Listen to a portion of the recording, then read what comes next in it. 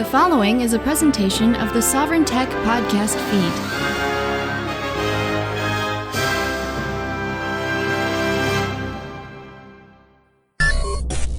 feed. Woo! It is time to see what is in my shorts. I mean, it's time for Sovryn shorts.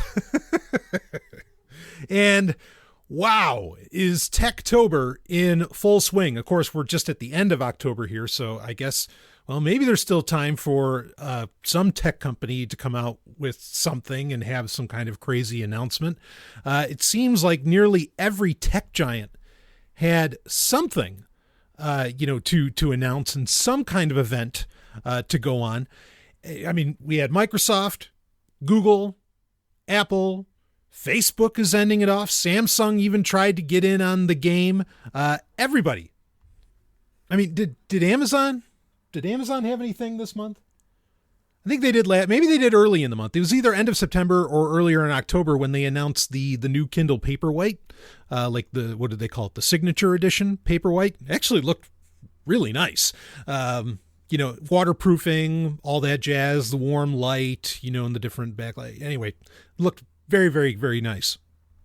As longtime Sovryn Tech listeners know, I am a big fan of e-ink readers, and I certainly have my eye on that one. Just has insane battery life, USB-C, all the good stuff. Not that my Kindle Oasis 9th generation is in any kind of rough shape. They certainly built those things to last.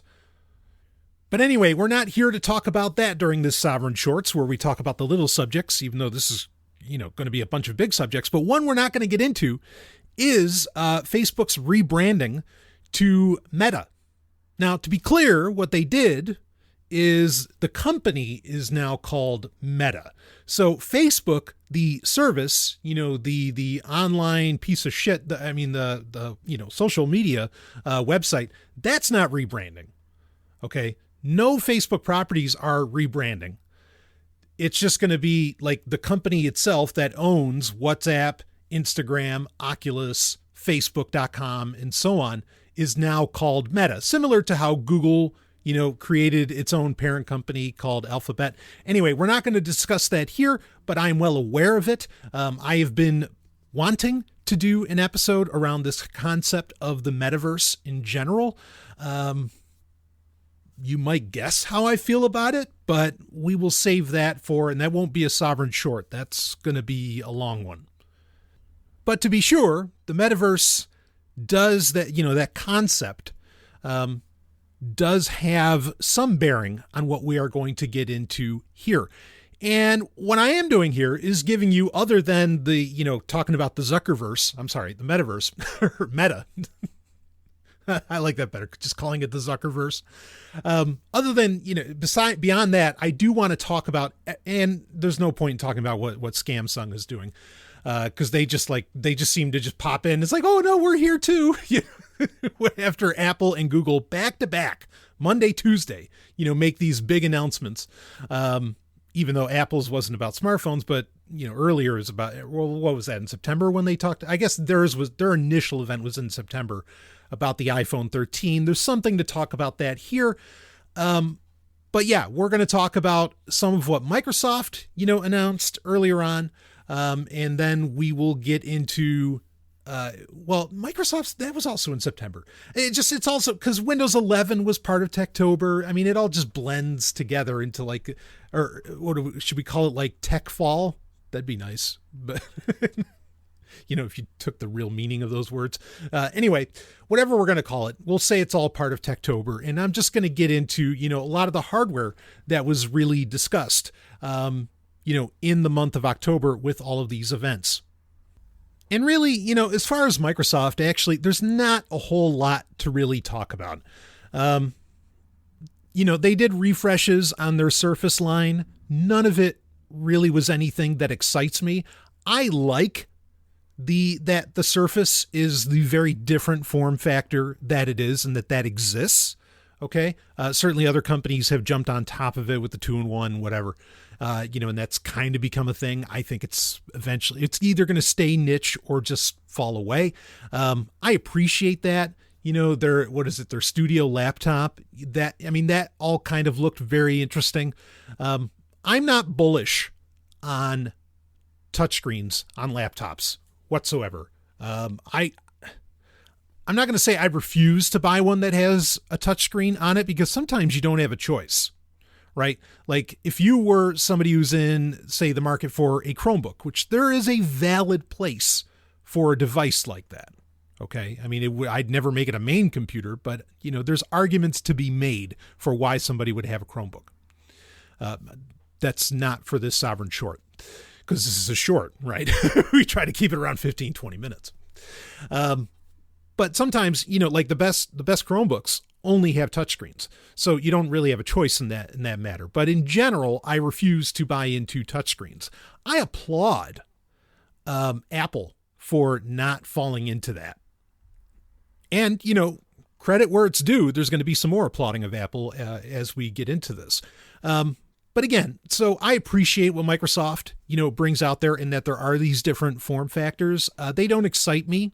If you're into that, you know why you're into that, and it means something to you. But for the masses, not really. The only thing I really like that they do is the Surface Go, and they did, announce a new model in the Surface Go line. Was it the Surface Go 3 now? And that, it's nice, but it's still like way too underpowered to be taken terribly seriously. But that's the only one that I really like, because it does feel a bit more tablet first. And I like the really small form factor, like the 10-inch or 9-inch, actually, I think that it is, form factor. I dig that. But there's not a whole lot to talk about there. Of course, the Surface Duo 2, their smartphone, their clamshell smartphone, they're foldable, was also announced and is now available in the wild at the end of October. The reviews for that are basically, they improved upon the Surface Duo 1, but there's still a lot of problems here. Now, there's an old, dare I say, adage or wisdom in Microsoft land, and that is Microsoft doesn't get it right until the third iteration of a product. Now, it's funny with the Surface Duo, because when Panos Panay announced the first Surface Duo, what was that, a little over a year ago, he said, don't think of this as a first generation product. Like, he knew about that adage, right? He's like, that meme, that thought. He's don't think of this as a first iteration product. This has gone through multiple iterations already. Well, we find out that's not exactly true. I like the idea personally, let's have options in form factors. I do like the idea. They came up with some, one of the major things that they solved is being able to see notifications, even when the clamshell is closed, because there's not like a curve, but there's like a lip out, where you can see into it and you can see a notification, which is nice. It has a camera bump. That's obviously becoming very commonplace with smartphones now, including one we're going to get into here, that being the Google Pixel Pro or Pixel 6 Pro. We are going to talk about that. But if you're ultimately wondering, what do I think about, the Surface Duo 2? Right now I'm thinking, if you want something like that, which again, I think is a fine idea. I like that mobile workstation, kind of style for it, but it's still pocketable as compared to, say, a Surface or a Surface, a standard Surface. Cause of course there's a Surface laptop, which that's just a normal laptop. I'd say wait on the Surface Duo 3, because I think they still have kinks to work out on this. And also, one of the things we found out in Techtober, or Uptober if you're in the crypto space, but one of the things we found out this month is that Google is developing a new version of Android. So Android 12 came out this month. And also they are developing what's called Android 12L. And the 12L is specifically for foldable devices. Now, at Google's Pixel event this month, in October 2021, people were expecting a surprise announcement of a Google foldable phone. That didn't happen, but I think that a lot of the leakers were essentially saying, that sounds funny, but anyway, what they really picked up on was that Google was developing a specific version of Android for foldable devices. Now, this might be another thing where the Surface Duo 3 is good to wait on. I don't, this idea of there being like two versions of Android like that, like one that's built for foldables and then one for smartphones that are a little more standard. Unless the whole industry is going to go foldable, which if Android wants to get ahead of the curve, no pun intended on curve, because most Android phones, including the Pixel 6 Pro, has a curved screen. If Android wants to get ahead of the curve on Apple and make foldable like a kind of a standard for Android devices, I don't really have a problem with that. I don't know that I want them developing like two different versions of the operating system. Okay. Because the fractured nature, okay, of the Android ecosystem in itself has been a problem just for way too long. And with security updates, like the more SKUs and versions you have to deal with, just the worse security is going to get, right? Complexity is the enemy of security, as we say. So I'd much prefer that they stick with one, okay? Like either make 12L or 13L when it comes, whatever. Either make the L version of Android, the one that is, like the standard, and then force, whatever other phone manufacturers to, come out with a flat screen version of it, let them do the skinning on that matter, but make L the standard. Just don't split it. Okay. don't fracture the Android ecosystem any more than it is already. Okay. That's my concern there.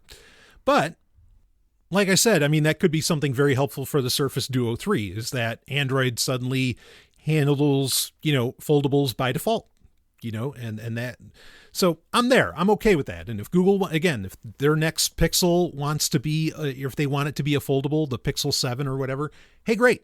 No problem. And I guess while we're talking about the Pixels, let's quickly get into what Google announced. Not going to get into the headphones here. Like I don't see that as necessary. But they did announce two new phones, the Google Pixel 6 and of course the Google Pixel 6 Pro. The 6 is more or less just the smaller, even though not by much, though probably looking at it, it's significant, but it's just a little sibling to the Pro, to the Pixel 6 Pro. The Pixel 6 has a 6.4 inch OLED screen, and then the Pixel 6 Pro has a 6.7 inch. So it's, a little bit bigger. I mean, the resolutions are wildly different. Like the resolution on just the normal Pixel 6 is 2400 by 1080. And then on the Pro, it's 3120 by 1440. So, I mean, that's a pretty big jump. The other major difference between the two, yes, obviously there's a difference in battery life between the two, but the Pixel 6 Pro has 12 gigabytes of RAM as to where the Pixel 6 just has 8 gigabytes of RAM.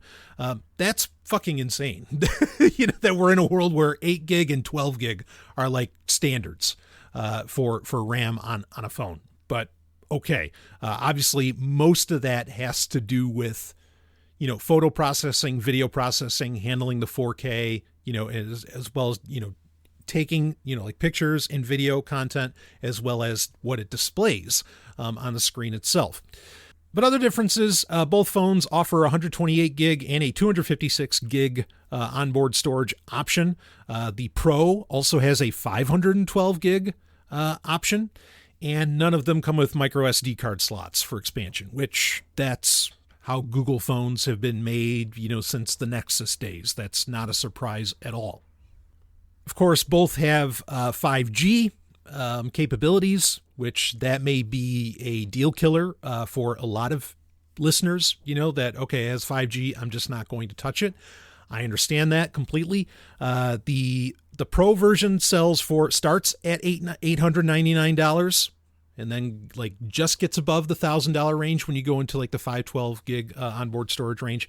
And then the normal Pixel 6 is $599, with the 128 option. Now, I think there's two major things that get talked about with these phones. And one of them is okay. The other is, now that's interesting. So the one now, like the Pixel series of phones, part of their popularity, and they've really been like a niche line of smartphones.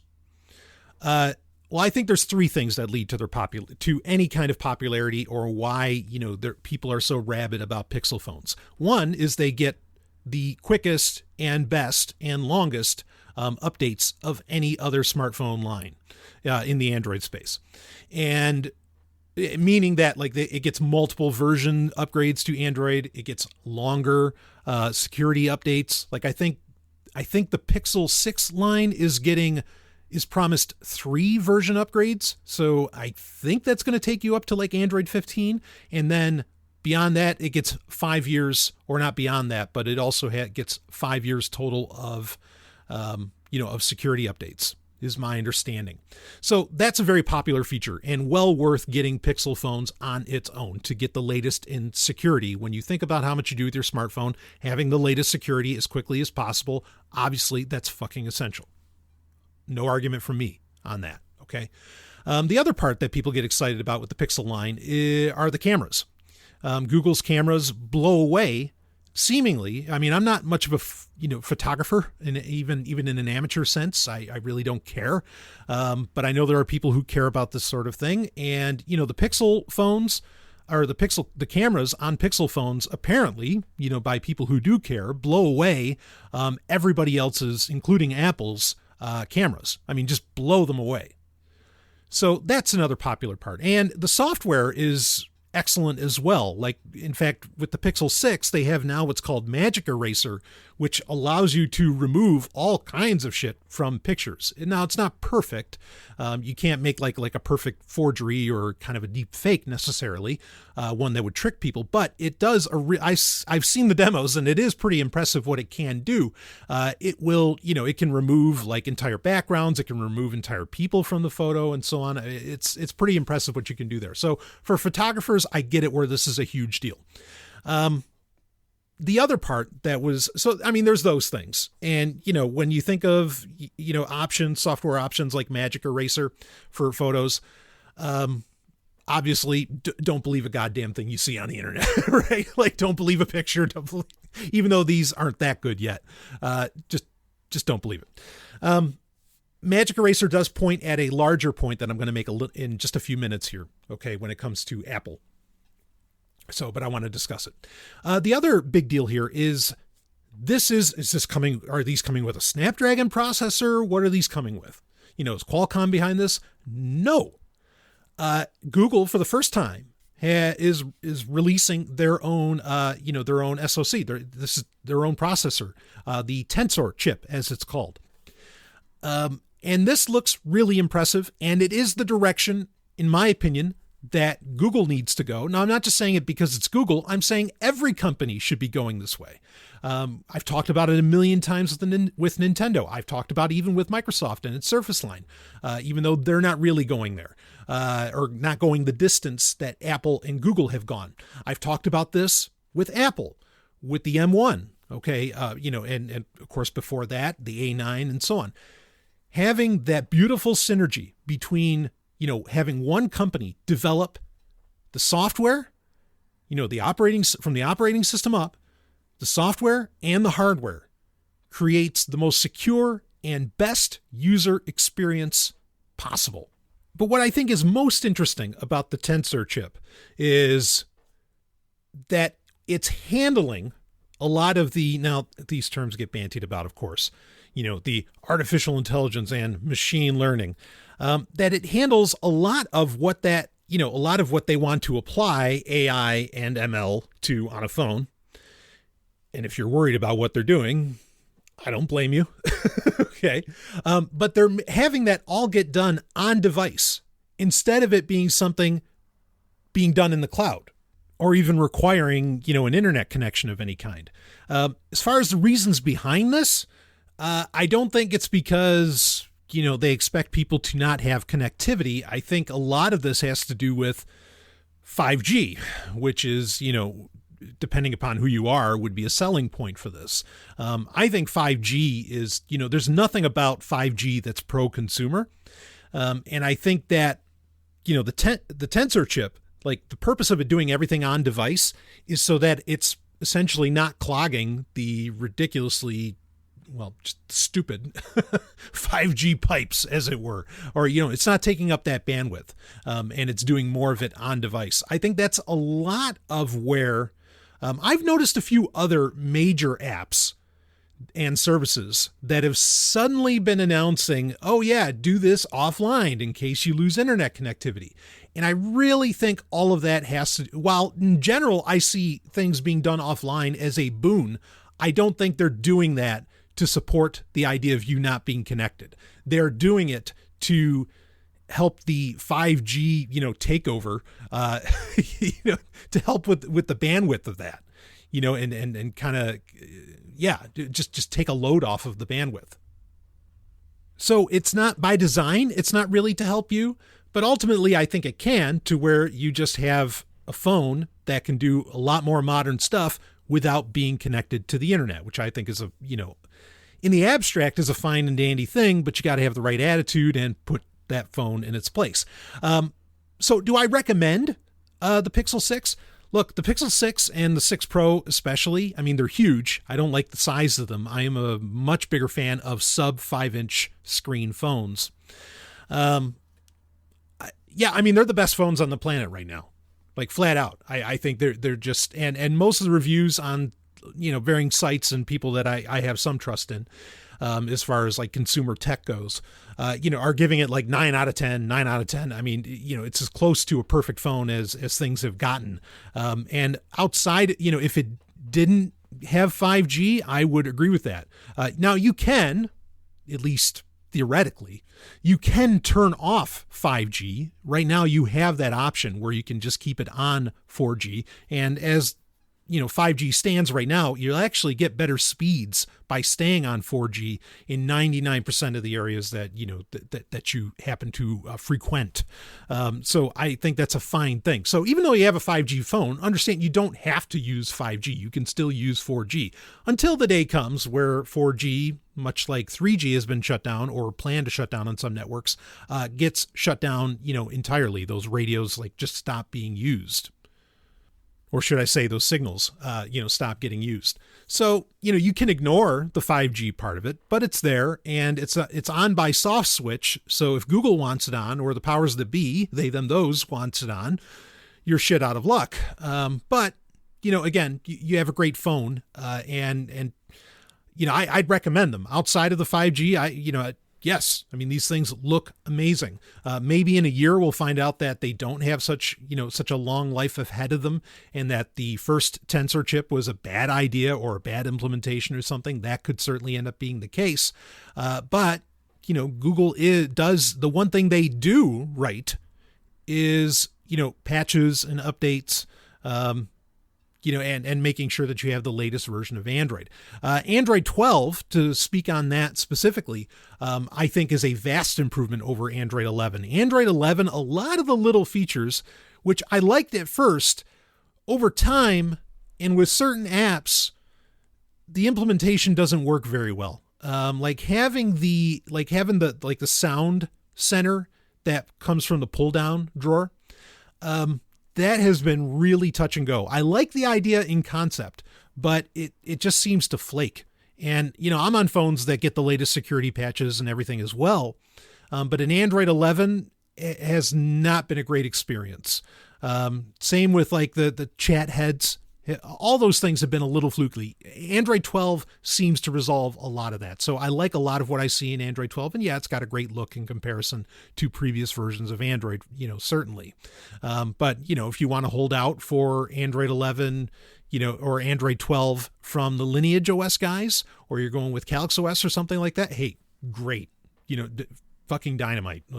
No argument from me on that. And, that's another area where Pixel devices are often reference devices for custom ROMs on phones. So, if you want to rock Calyx OS or Lineage OS, a Pixel phone like the Pixel 6 is going to get into the community very quickly and be developed for many years to come, more so than any other device that you can buy today.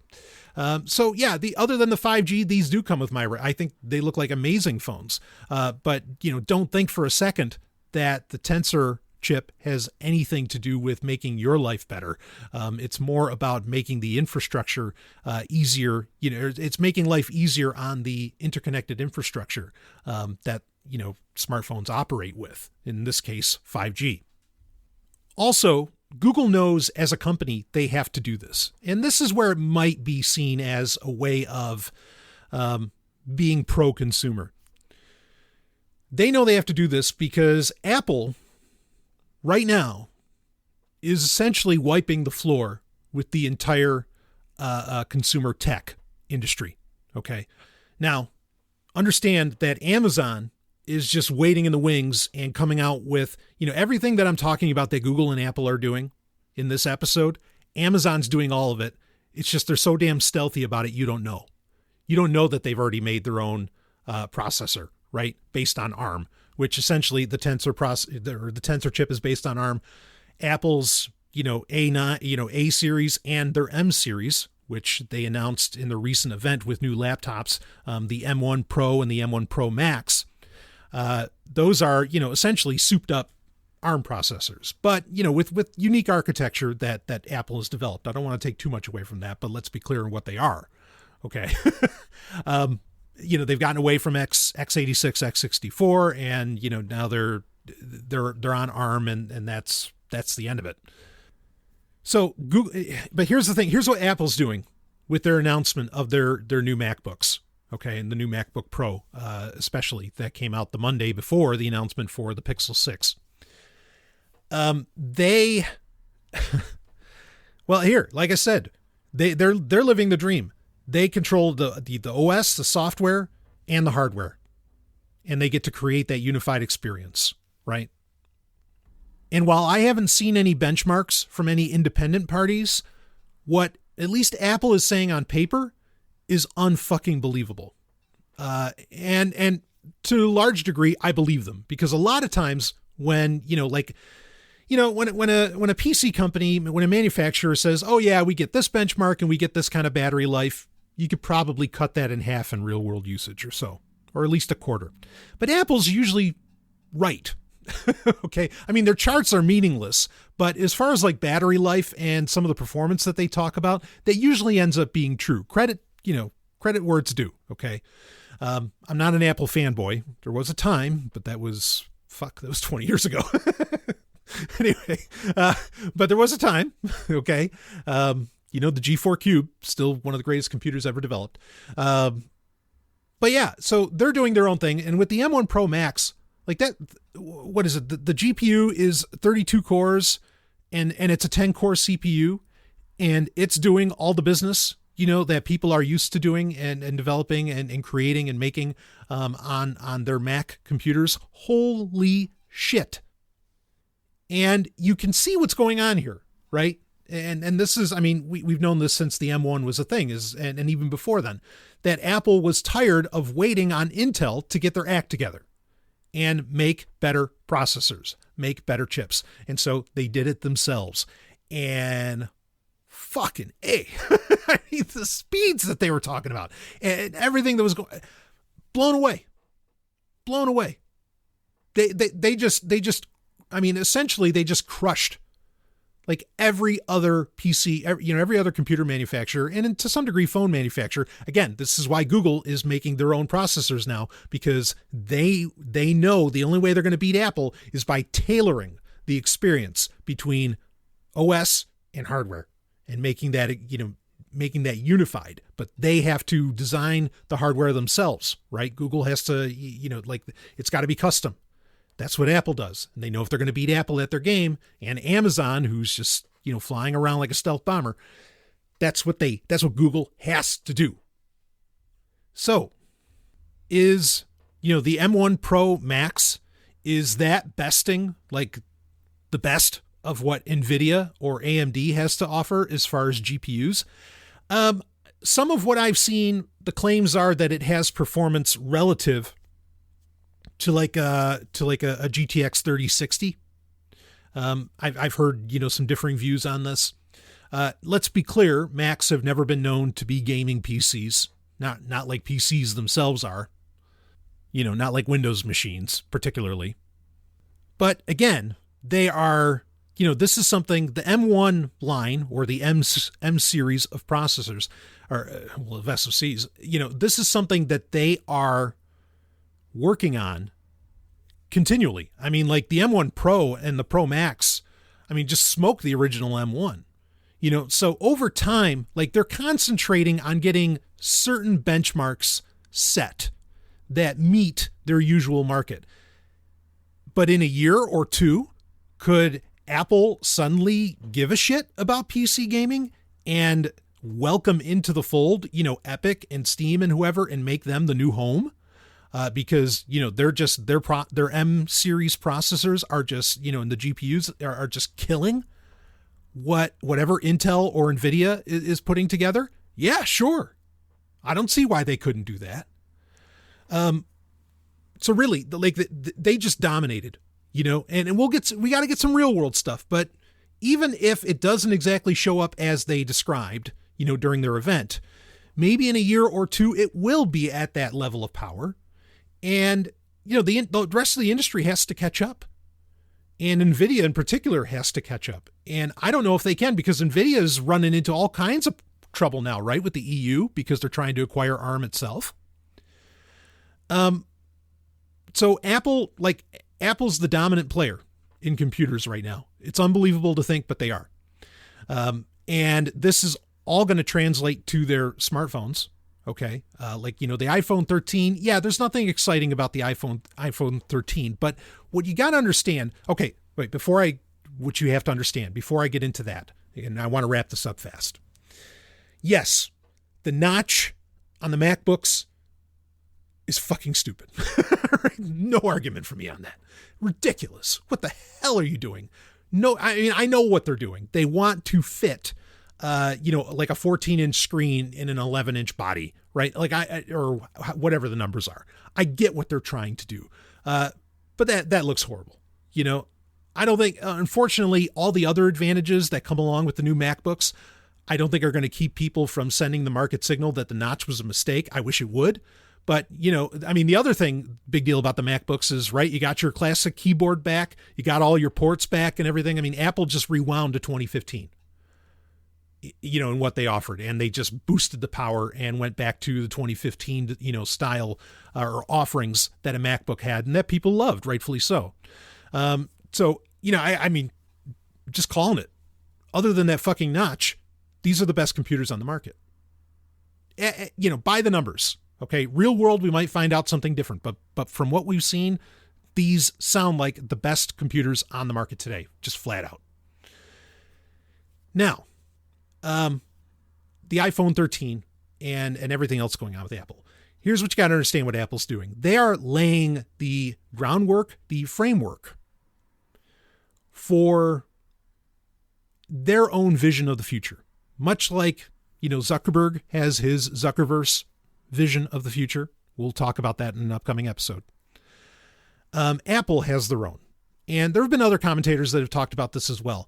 But we keep wondering, wait, why is Apple throwing, especially in iPhones, why are they throwing all this raw horsepower that the smartphone just doesn't need? It's so much overkill of what they're putting into their smartphones. Why are they doing this? What's the plan? Well, the plan is, because again, Apple will support, to their credit, they will support, much like Google does when we talked about their Pixel line, will support, software updates for years and years and years and years and years. Okay. Which is good.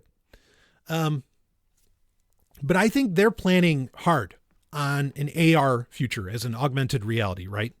They are planning really, really hard on that.